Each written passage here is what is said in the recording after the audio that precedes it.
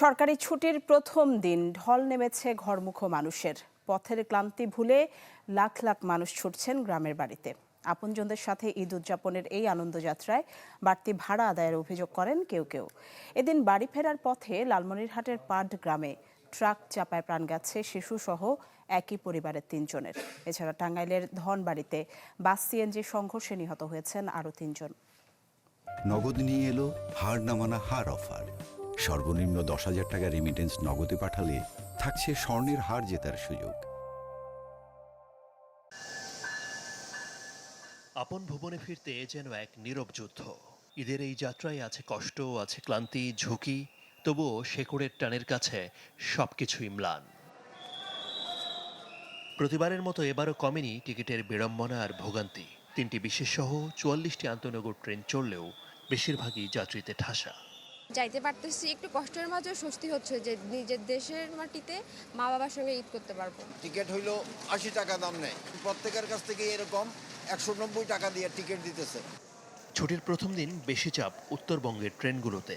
নির্ধারিত আসন না পেয়ে অনেক যাত্রীকেই দাঁড়িয়ে পাড়ি দিতে হচ্ছে দীর্ঘ পথ। বগিতে দাঁড়ানোর জায়গা না পেয়ে ছাদে চড়ছেন বহু মানুষ।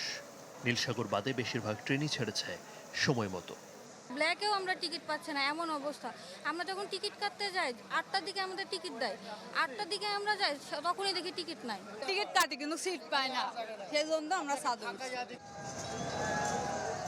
লাখো যাত্রীর বিপরীতে ট্রেনে আসন সংখ্যা 31,000-এর কিছু বেশি। এই বাস্তবতায় ট্রেনে কমেনি ঝুঁকিপূর্ণ যাতায়াত, বন্ধ হয়নি টিকিটের কালোবাজারিও। তাই সবাইকে আরও বেশি তৎপর হওয়ার তাগিদ দিচ্ছেন যাত্রীরা। টিকিট কালোবাজারির অভিযোগে আটক করা হয় একজনকে। অনেক সময় যাত্রী প্রবল চাপের কারণে হয়তো 100% এটা প্রতিরোধ করা সম্ভব হয় না, কিন্তু আমাদের দিক থেকে আমরা কিন্তু সবসময় এটা সচেষ্ট আছি প্রতিরোধ করার কারণে। যাত্রীদের বাড়তি চাপ দেখা গেছে বাস টার্মিনালগুলোতেও। মহাসড়কে ধীরগতির কারণে নির্ধারিত সময়ের চেয়ে কিছুটা দেরিতে ছেড়েছে কয়েক রুটের বাস। কোথাও কোথাও বাড়তি ভাড়া নেয়ার অভিযোগ যাত্রীদের। এদিন গাবতলী বাস টার্মিনাল পরিদর্শনে যান পুলিশ মহাপরিদর্শক। আমি 1500 টাকা দিছি, 2 মিনিট পরে আবার বলতেছে আরো 100 টাকা দিতে হবে। বলছে গাড়ি নাই,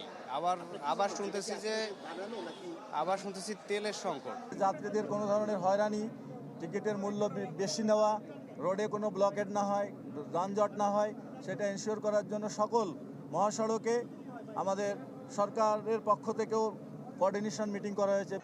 এদিকে যাত্রী বোঝাই করে সদরঘাট থেকে বিভিন্ন গন্তব্যে ছেড়ে যাচ্ছে লঞ্চ। নৌপথে নজরদারি বাড়ানোর কথা জানায় র্যাব এবং কোস্টগার্ড।